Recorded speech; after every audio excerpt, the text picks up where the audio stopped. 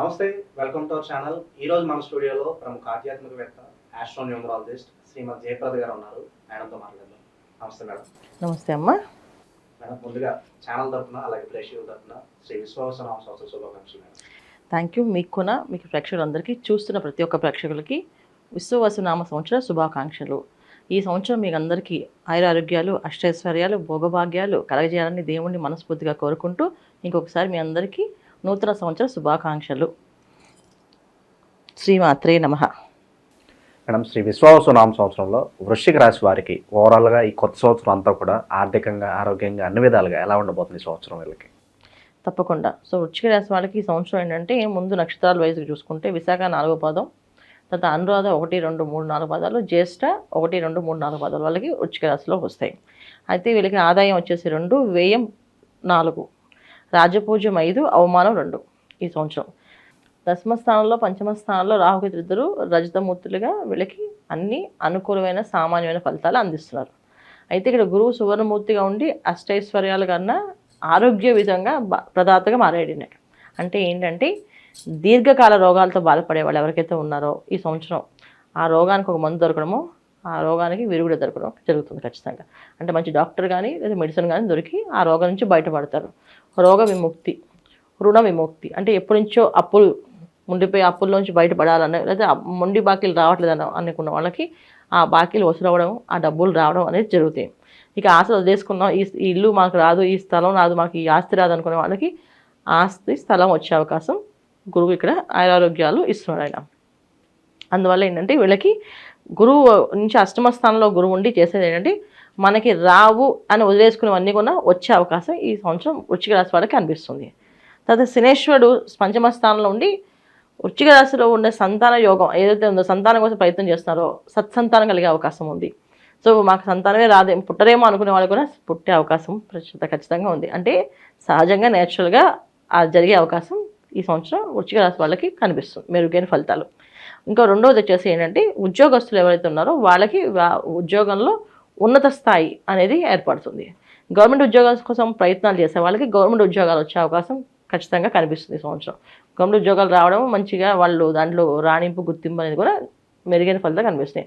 Government రంగాల్లో already పనిచేస్తున్న వాళ్ళకి ప్రమోషన్లు వచ్చి వాళ్ళు అనుకునే దానికి రీచ్ అయ్యే అవకాశం కనిపిస్తుంది. బదిలీ అవ్వచ్చు, ప్రమోషన్ అవ్వచ్చు, ఏదైనా సరే వాళ్ళు ఏదైతే కోరుకుందో ఆ కోరిక తీరుతుంది.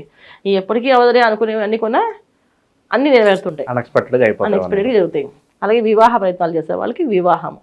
తర్వాత విద్యార్థులకి, ముఖ్యంగా విద్యారంగంలో ఏవైతే విద్యారంగం సంస్థలో పనిచేస్తున్నారో వాళ్ళకి అనుకూలమైన గుర్తింపు రావడము. సో ఈ ప్రొఫెషనల్గా మీరే ఎదగండి అని చెప్పడం వల్ల వీళ్ళు ఓన్గా పెట్టుకోవడం అనేది అవకాశం ఉంది. ఇప్పుడు ఒక స్కూల్లో ఒక మాస్టర్గా పనిచేస్తున్నాడు, ఆయన ఓన్గా ఒక స్కూల్ పెట్టడమో లేదా ఒక ట్యూటోరియల్ పెట్టడమో అనేది అవకాశం కల్పిస్తుంది. సో అలాగే విద్యార్థుల విషయానికి వస్తే చాలా చక్కగా విద్య అనేది బ్రహ్మాండంగా వస్తుంది. అసలు రాదు, చదవడు, వీడి వేస్ట్ అనుకునే వాళ్ళు కూడా పాస్ అయిపోయి బ్రహ్మాండంగా పాస్ అయి చూపిస్తారు. సో ఒక బ్యాక్లాగ్స్ కొని లేకుండా అన్నీ కంప్లీట్ చేసుకొని వచ్చేస్తారు. సో ఇలాగా వీళ్ళకి విదేశాలు వెళ్ళాలనుకున్న విద్యార్థులు కూడా విదేశాలు వెళ్ళే అవకాశం ఉంటుంది. అక్కడ మంచి వీళ్ళకి సీటు, స్కాలర్షిప్స్ వచ్చే అవకాశం కూడా కనిపిస్తుంది. ఇక వృశ్చిక రాశి వాళ్ళకి ఈ సంవత్సరం ఏంటంటే, సామాన్యమైన ఫలితాలు అంటే విద్యార్థులకి బాగుంది, ఉద్యోగస్తులకి బాగుంది, వ్యాపారస్తులకి సామాన్యమైన ఫలితాలు. సామాన్య ఫలితాలు వ్యాపారస్తులకి ఏంటంటే, ఉన్న వ్యాపారాన్ని కొంచెం మంచిగా జరుగుతుంది. ఇప్పుడు దాకా కష్టపడి నడిపిస్తున్న వ్యాపారం కష్టం లేకుండా సాఫీగా వెళ్ళే అవకాశం ఉంటుంది. కొత్త వ్యాపారాలు మేము మొదలు పెట్టాలనుకుంటున్నాం అంటే కనుక ఎటువంటి వ్యాపారాలు బాగుంటాయి అంటారు ఈ సంవత్సరం వీళ్ళకి? కొత్త వ్యాపారాలు ఎప్పుడైనా సరే మొదలు పెట్టాలంటే వాళ్ళ పర్సనల్ జాతకం చూపించుకోవాలి. ఎందుకంటే ఇక్కడ అష్టమ స్థానంలో గురువు, అన్ఎక్స్పెక్టెడ్గా ఏవైనా జరగచ్చు. ఆ అన్ఎక్స్పెక్టేషన్ అనేది మంచిదా చెడా అనేది ఖచ్చితంగా వీళ్ళు పర్సనల్ జాతకాన్ని చూపించుకోవాలి. సో కొత్త వ్యాపారం ప్రారంభం చేయాలంటే వాళ్ళ జాతకంలో ఎటువంటి యోగం ఉంది, ఇప్పుడు ఈ సంవత్సరం మాకు ఆ యోగం బాగుందా, ఆ స్థానంలో మేము ఇప్పుడు మాకు ఈ స్థానం బాగుందా, అయితే ఈ దశ బాగుందా అనేది చెక్ చేసుకోవాలి. దాన్ని బట్టి వీళ్ళు వ్యాపారానికి వెళ్తే మాత్రం అనుకూలంగా ఉంటుంది. మిగతా అన్ని విషయాల్లో వ్యాపారాలు చేసుకునే వాళ్ళకి, ఆల్రెడీ వ్యాపారాలు ఉన్న వాళ్ళకి ప్రశాంతంగా చేసుకుంటూ వెళ్ళమే. ఇంతకుముందు ఉన్న దానికి ఇప్పటికీ డిఫరెన్స్ ఏంటంటే, అర్ధాష్టమ శని భగవాన్ వల్ల ఏ పనైనా ఇంట్లో వాళ్ళే శత్రువులుగా తయారవుతారు. సో ఇంట్లో వాళ్ళు సపోర్ట్ ఉండదు, ఇంట్లో వాళ్ళే ఏదో ఒకటి వీళ్ళు కొరవ పెడుతుంటారు. నీకు ఇద్దరు తెలియదు, నీకు అది తెలియదు, నీకు అది రాదు, నీకు ఇది చదువు, నీకు చెప్పగలవా, చేయగలవా అని ఎంత వాడికైనా సరే డౌన్ అయిపోతుంటారు ఇంట్లో వాళ్ళే. ఇంట్లో సపోర్ట్ లేకపోవడం వల్ల వీళ్ళు చాలా వరకు కుంగిపోతుంటారు. ఆ కృంగిపోకుండా బయటపడే అవకాశం ఈ సంవత్సరం వీళ్ళకి ఇంట్లో వాళ్ళే సపోర్ట్గా నిలబడతారు. సో ఇంట్లో వాళ్ళు ఎవరు ఏమనకుండా నువ్వు చేయగలవు, నీ వల్ల అవుతుంది, నువ్వు హీరోవి అని చేపిస్తారు. అందువల్ల వీళ్ళకి అదొక అదృష్టం. సో వ్యాపార సంస్థల్లో వ్యాపారాల్లో పనిచేసే వాళ్ళు, వ్యాపారాలు నడిపించాలనుకునే వాళ్ళకు కూడా సాఫీగా వెళ్ళే అవకాశం ఇది ఒకటి. కుటుంబ సభ్యులందరూ ఏకంగా ఒకటే యూనిటీతో పనిచేస్తారు. తర్వాత ఇంకా ఎవరెవరికి బాగుంది అంటే వ్యాపారస్తుల్లో ఫుడ్ బిజినెస్ చేసే వాళ్ళకి చాలా బాగుంది. తర్వాత పెట్రోల్, డీజిల్, తర్వాత గ్రీజ్, తర్వాత ఐరన్, స్టీల్కి, ప్లాస్టిక్, ఫ్లవర్స్ది, తర్వాత క్లాత్, ఇవన్నీ కూడా చాలా అభివృద్ధి ఉంది, బాగుంది బిజినెస్. ఇంకెవరికి బాగుంటుంది కొంచెం మోసాలు చేసేవాళ్ళు, మోసం చేద్దాం అనుకునే వాళ్ళకి మాత్రం బాగాలేదు.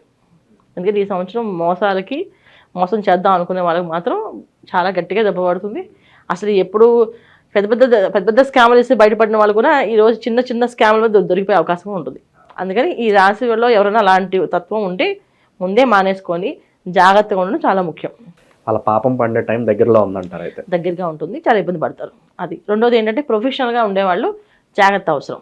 ప్రొఫెషనల్ రంగంలో పనిచేసే వాళ్ళు మంచికి పోయి చెడు ఎదురయ్యే అవకాశం ఉంటుంది. కనుక 1-10 ఆలోచించుకొని వెళ్ళాలి ఏ విషయమైనా. సో మనం సాయమే చేస్తాం అనుకోవచ్చు, అది మనకు గాయంగా మారచ్చే అవకాశం ఉంది. అందుకని జాగ్రత్త పడాలి. ఇది వృశ్చిక రాశి వాళ్ళు తీసుకోవాల్సిన జాగ్రత్తలు. ఆరోగ్యపరంగా మరి ఎలా ఉండబోతుంది మేడం ఈ సంవత్సరం అంతా కూడా? ఆరోగ్యపరంగా బాగుంటుందని చెప్పాను కదా. ఆరోగ్యం, దీర్ఘకాల యోగాలు నుంచి బయటపడతారని చెప్పాం. బాగుంటుంది, ఇబ్బంది ఏం లేదు. మూడోది వచ్చేసి వీళ్ళకి ఇంకెవరికి బాగుంటుంది అంటే స్త్రీలకి.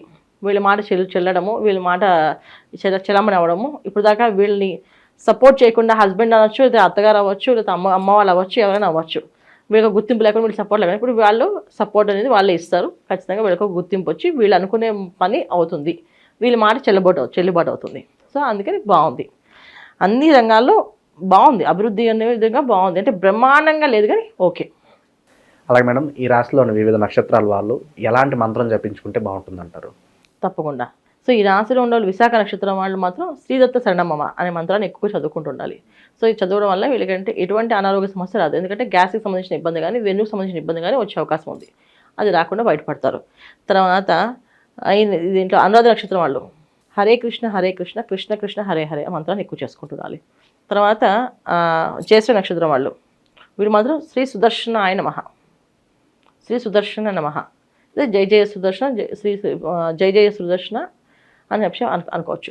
శ్రీ సుదర్శనాయ నమః, జయ జయ సుదర్శన అనే మంత్రాన్ని 108 సార్లు చేయాలి. ఇది వీళ్ళు చేసుకోవాల్సింది, పరిహారమైన మంత్రమైన. ఇంకా మెరుగైన ఫలితాలు పొందడానికి ఎలాంటి రెమెడీస్ చేసుకుంటే బాగుంటుందంటారు ఈ సంవత్సరం అంతా? శుభ్రంగా అన్ని క్షేత్రాలు దర్శనాలు చేసుకోవడం, ఏ కుదిరితే ఆ క్షేత్రాన్ని దర్శనం చేసుకోవడం. ప్రతి నెల ఒక్కొక్క క్షేత్రానికి వెళ్ళి దర్శనం చేసుకున్నా మంచిదే వీళ్ళకి. ఎందుకంటే విశేషంగా ఈ గుడి ఆ గుడి అని ఏం లేదు. ఎందుకంటే అష్టమ స్థానంలో గురువు ఉన్నాడు కనుక వీళ్ళకి ఏంటంటే అన్ఎక్స్పెక్టెడ్గా ఏవైనా జరుగుతాయి. అవి మంచి అవ్వచ్చు, చెడు అవ్వచ్చు. సో మంచి మనకు కావాలి అనుకున్నప్పుడు మనం మంచిని మాత్రమే కోరుకోవాలన్నప్పుడు ఒక్కొక్క గుడిలో ఒక్కొక్క ఆరా అనేది డెవలప్ అవుతుంది. సో ఒక పాజిటివ్ ఆరా ఉంటుంది. ఆ గుడికి వెళ్తే మనకు ఆ ప్రశాంతత వచ్చి ఆ ఆరా మన మీద పనిచేసి ఆ ఆరా మనకు ఒక నెల రోజులు మన మీద పనిచేస్తాయి. అందుకే మనకి చంద్రకాంతి, సూర్యకాంతి అని అంటే చంద్రుడు వెన్నెల్లో ఉండమని చెప్తాము. తర్వాత పొద్దున్నే ఎండలో నుంచమని చెప్తాము. ఇవన్నీ ఎందుకంటే ఒక కాస్మిక్ ఎనర్జీ నుంచి వచ్చే ఆరాని మన బాడీలోకి డెవలప్ అయ్యి అది బాగా పనిచేస్తుంటుంది. అందుకే దేవాలయాల్లో వెళ్తే ఆ ఉన్న ఎనర్జీ, పాజిటివ్ ఎనర్జీ ఆ నెలంతా వెళ్ళి కాపాడుతుంది.